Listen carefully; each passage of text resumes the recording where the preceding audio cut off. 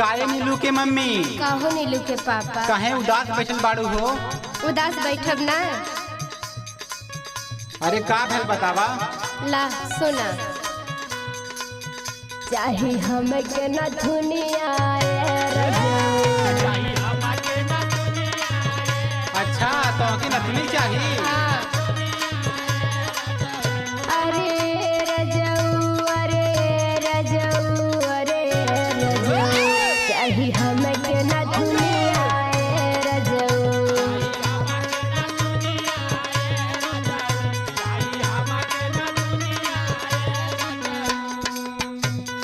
ईला सुना। सुनावा। बाटे ठाला के महीना ये धनिया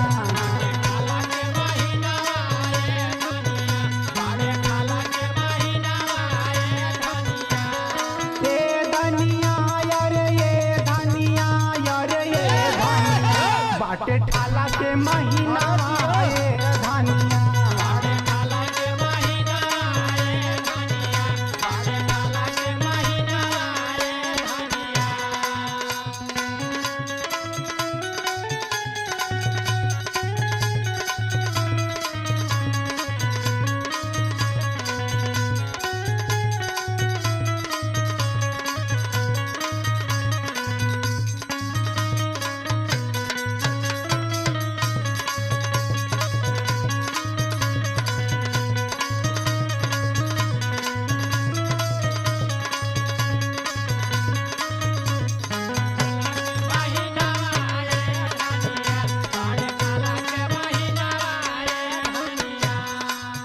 जब तो से कहिला तो आज बहन कह के टाल देला।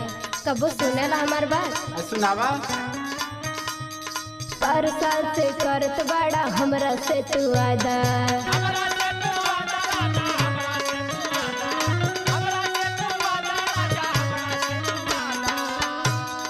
काम धाम कुल काम भइल बा खर्चा हावे ज्यादा।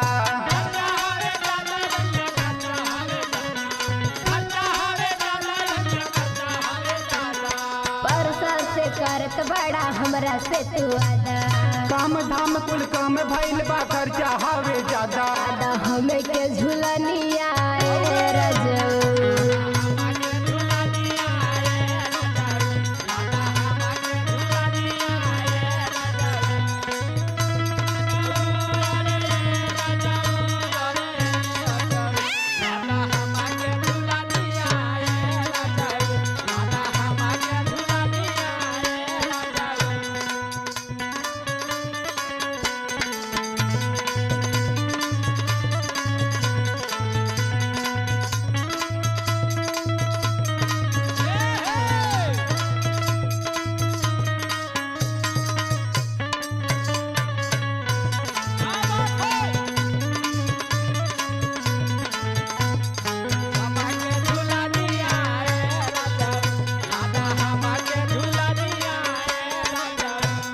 अरे तनी सबर रखा।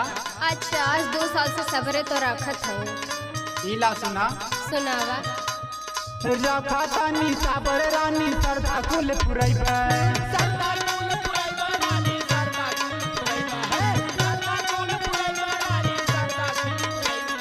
मन बनाता बात बलमुआ नैहर हम चली। अच्छा ही बात है।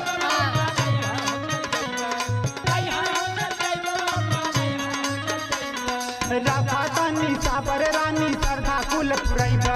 मन बनाता बात बलमुआ नैहर हम चली जेबे। लादेव कामर कर धनिया ये धनिया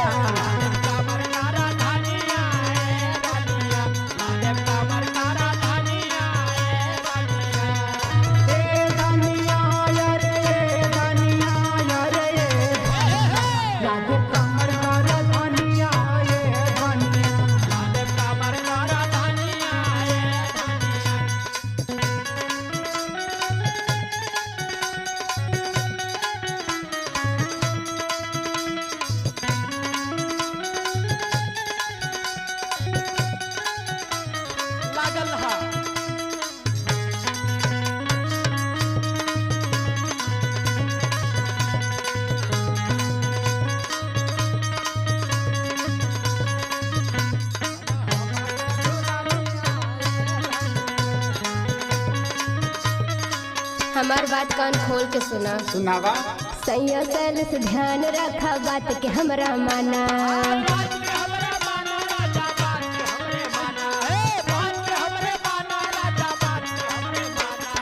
काली जाई बाजारे तुम बात के हमर जाना।